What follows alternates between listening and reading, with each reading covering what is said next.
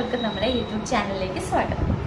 ഇന്ന് നമുക്ക് മത്തി കുരുമുളക് ഇട്ടതാണ് ചെയ്യാൻ പോകുന്നത്. അതിന് മെയിൻ ആയിട്ട് ഞാൻ കുറച്ചൊരു 10-14 മത്തിയുണ്ട്, അത് ക്ലീൻ ചെയ്ത് വെച്ചിട്ടുണ്ട്. പിന്നെ ഇതിനകത്ത് മെയിനായിട്ട് വരുന്ന ഇൻഗ്രീഡിയൻറ്റ് കുരുമുളക് പൊടി, മഞ്ഞൾപ്പൊടിയും, ഇത് ഇഞ്ചിയും പച്ചമുളകും ചെറിയ ഉള്ളിയും അരിഞ്ഞതാണ്. പിന്നെ കറിവേപ്പിലയും കുറച്ച് ഉലുവാപ്പൊടിയുമാണ് വേണ്ടത്. ഇതിലേക്ക് നമ്മൾ മുളക് പൊടി യൂസ് ചെയ്യുന്നില്ല, മല്ലിപ്പൊടി ഒന്നും ആഡ് ചെയ്യുന്നില്ല. പിന്നെ ഇത് കുറച്ച് കുടംപുളി തിളച്ച വെള്ളത്തിലിട്ട് വെച്ചിരുന്നതാണ്. കുടംപുളി അതിൻ്റെ കുറച്ച് വെള്ളവും ഞാനത് എടുത്ത് വെച്ചിട്ടുണ്ട്. അപ്പം നമുക്ക് പ്രിപ്പറേഷനിലേക്ക് പോകാം. എങ്ങനെ, വളരെ സിമ്പിളാണ്, നല്ല ടേസ്റ്റാണ്, ഒരു വെറൈറ്റി ടേസ്റ്റാണ് ഇത്. കാരണം കുരുമുളകിൻ്റെ ആ ഒരു ടേസ്റ്റിൽ മത്തി ഇങ്ങനെ നല്ല ചാറധികം ഉണ്ടാവില്ല, കുറച്ച് ഇങ്ങനെ വറ്റിയിരിക്കുന്ന തരത്തിലുള്ള ഒരു കറിയാണ്. നമുക്ക് എങ്ങനെയാണ് ചെയ്യുന്നത് നോക്കാം. ഇപ്പം ഞാൻ ഈ ഒരു പാത്രം വെക്കുകയാണ് മസാല മേക്ക് ചെയ്യാനായിട്ട്. ഞാൻ ശരിക്കും ചട്ടിയിലേക്ക് ഇപ്പം മേക്ക് ചെയ്യില്ല. കാര്യം ഞാൻ എപ്പോൾ ചട്ടിയിൽ കടുക് പുറത്ത് ഇതാക്കിയാലും ചട്ടിയിൽ പുകഞ്ഞൊരു മണം വരും. അപ്പോൾ പെട്ടെന്ന് അത് ചൂടായി പൊടിയൊക്കെ ഒരുപാട് മൂത്തു. അപ്പോൾ അത് ഞാൻ എടുക്കില്ല, ഞാൻ ഇതിനകത്താണ് സാധാരണ ചെയ്യാറ്. നമുക്ക് ആദ്യം ജസ്റ്റ് ഒന്ന് ചൂടാകുമ്പോഴത്തേക്ക് ഒന്ന് ചൂടായി. യെസ്, ഇതിലേക്ക് കുറച്ച് വെളിച്ചെണ്ണ ഒഴിച്ചു കൊടുക്കാം.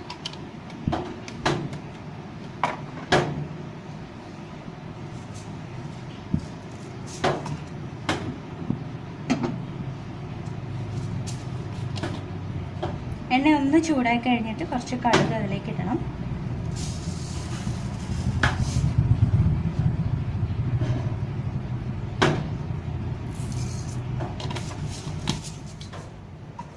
കടുകെല്ലാം നന്നായിട്ട് പൊട്ടിയിട്ടുണ്ട്. ഇനി ഇതിലേക്ക് ഇഞ്ചിയും ചെറിയ ഉള്ളിയും പച്ചമുളകും അരിഞ്ഞത് ചേർക്കാൻ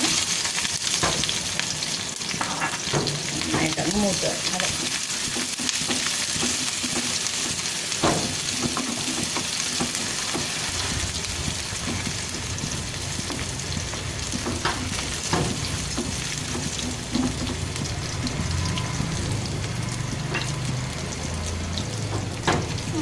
കുറച്ച് കറിവേപ്പിലയും കൂടെ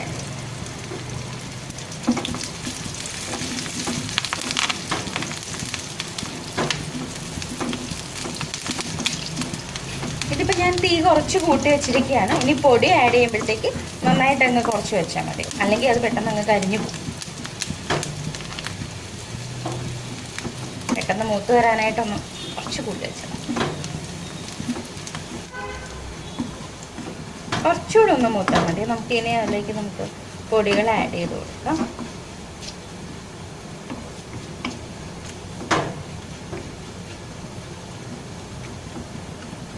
അപ്പം ഇങ്ങനെ ഇത് ഈ ഒരു പരുവത്തിലെ മതി. ഉള്ളി കൂടുതലായി കഴിഞ്ഞാൽ അത് കരിയും ഒരുപാട്. നമുക്കിനി ഇതിലേക്ക് ഞാൻ ഇടുന്നത് മഞ്ഞൾപ്പൊടിയാണ്. ഇത് ഞാൻ 1 ടേബിൾ സ്പൂൺ എടുത്ത് വെച്ചിരിക്കുന്നതാണ്. നന്നായിട്ടൊന്ന് മിക്സ് ചെയ്ത് കൊടുക്കാം.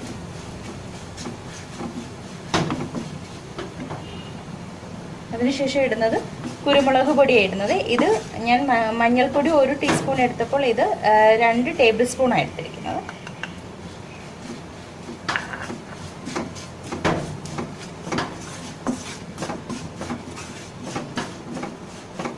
ഉലുവപ്പൊടി ഞാനിപ്പോൾ ആഡ് ചെയ്യില്ല. കറി ഇറക്കാറാകുമ്പോഴത്തേക്ക് വളരെ കുറച്ച് മാത്രം ഒന്ന് എടുത്തതേ ഉള്ളൂ.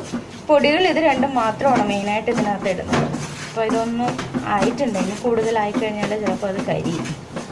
നമുക്കിതിലേക്ക് ആ പുളിയുടെ വെള്ളവും കുടംപുളിയും കൂടി എടുത്ത് ഒഴിച്ചു കൊടുക്കാം. തീ നന്നായിട്ട് കുറച്ച് വെച്ചിരിക്കുകയാണ് കേട്ടോ. ഇപ്പം 4 പീസ് കുടംപുളിയാണ് കേട്ടോ. അതായത് ഇത്രയും വലിപ്പമുള്ളതാണ്, അതുകൊണ്ട് ഞാനൊരു 4 പീസ് എടുത്തിട്ടുള്ളൂ. അപ്പം ഇതൊന്ന് ഇതായിട്ട് ജസ്റ്റ് കുറച്ചൊന്ന് തിളവന്നോട്ടെ. എന്നിട്ട് നമുക്ക് ചട്ടിയിലേക്ക് മീൻ്റെ കൂടെ മാറ്റാം.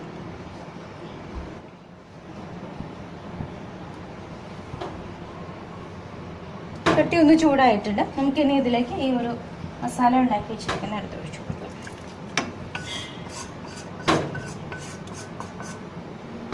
ഞാനിപ്പോൾ കുറച്ച് വെള്ളവും കൂടി ഇതിലേക്ക് ഒഴിക്കുന്നുണ്ട്. ആ മസാല കംപ്ലീറ്റ്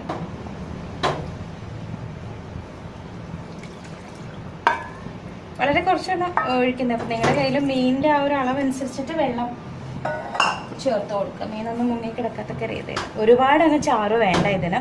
ഒരു ഇതൊരു ഇങ്ങനെ വറ്റിയിരിക്കുന്ന സൈസ് ഒരു കറി. അപ്പോൾ ഇതൊന്ന് തിളച്ചിട്ടുണ്ട്. ഞാൻ ഇതിലേക്ക് മീൻ കഷ്ണം ഇടുകയാണേ.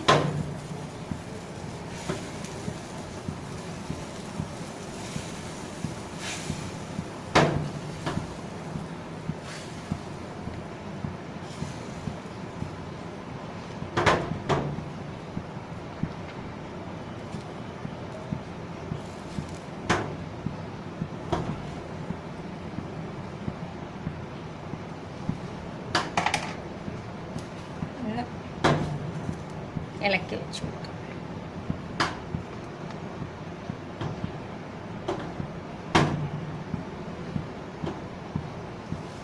ഇത് ഞാനിനി ഒന്നുകൂടെ ഒന്ന് തിളയ്ക്കാനായിട്ട് വെയിറ്റ് ചെയ്യും. ഒന്ന് അടച്ചു വെക്കുവാണ്. അത് കഴിഞ്ഞിട്ട് ഉപ്പ് ആഡ് ചെയ്യുന്നുള്ളൂ. അടച്ചു വയ്ക്കും.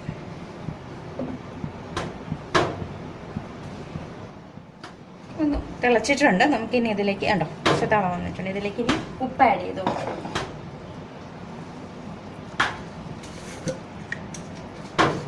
ഉപ്പൊക്കെ നിങ്ങളുടെ എല്ലാം ആവശ്യത്തിന് ചേർക്കാം. ഞാനിപ്പോൾ കുറച്ച് ചേർക്കുന്നുണ്ട്.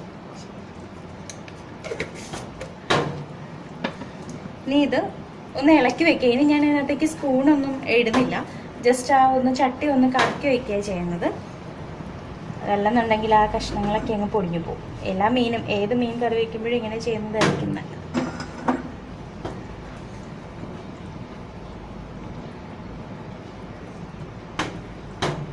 ഇനി ഇത് നമുക്ക് അടച്ചു വയ്ക്കാം. അടച്ചു വെച്ചൊരു 10 മിനിറ്റോളം വെന്താൽ മതി. കുറച്ച് നേരം കഴിഞ്ഞിട്ട് ഈ അടപ്പൊന്ന് തുറന്ന് വെക്കണം. തുറന്ന് വെച്ചിട്ട് അത് ചാറ് നന്നായിട്ട് വറ്റിച്ചെടുക്കുക ചെയ്യുന്നത്. അപ്പോൾ ഒരു 5 മിനിറ്റ് ഒന്ന് അടപ്പോട് കൂടി ഇരുന്ന് വേവട്ടെ. അത് കഴിഞ്ഞിട്ട് നമുക്ക് അടപ്പ് റിമൂവ് ചെയ്യാം. ഒരുവിധം നന്നായിട്ട് തിളച്ചിട്ടുണ്ട്. ഞാനിതിൻ്റെ അടപ്പിന് കുറച്ച് നേരം മാറ്റി വെക്കുകയാണ്. അത് റിമൂവ് ചെയ്ത് വെച്ചിട്ട് കുറച്ച് തീയും കൂടെ കുറച്ചിടുവാണ്. എന്നിട്ട് ഇനി ഇത് നന്നായിട്ടൊന്ന് തിളക്കട്ടെ.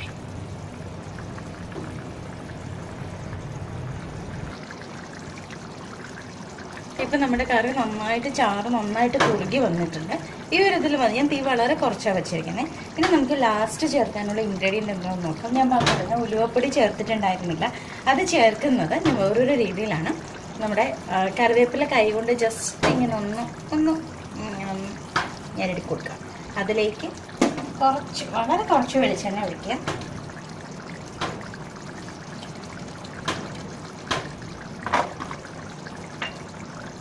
ഇതിലേക്കൊരു ഇത്ര മാത്രം ഉലുവപ്പൊടി. അത് നമ്മൾ നന്നായിട്ട് കൈവച്ചിട്ട് ഇങ്ങനെ പ്രസ് ചെയ്തിട്ട് ലാസ്റ്റ് ഇതിലേക്ക് ഒഴിച്ചു. എണ്ണയാണെങ്കിലും വളരെ കുറച്ചെടുത്താൽ മതിയാവും.